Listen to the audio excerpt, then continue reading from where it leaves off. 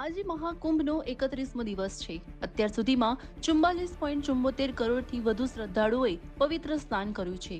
આજે પણ સંગમમાં ડૂબકી લગાવવા માટે ભક્તોની ભીડ પહોંચી રહી છે। મહાકુંભ વિસ્તારમાં એક અદ્ભુત દ્રશ્ય જોવા મળી રહ્યું છે। સીએમ યોગીએ આદિ પૂર્ણિમાના સ્નાનની વ્યવસ્થા સંભાળવા એસટીએફના વડાને મોકલ્યા છે।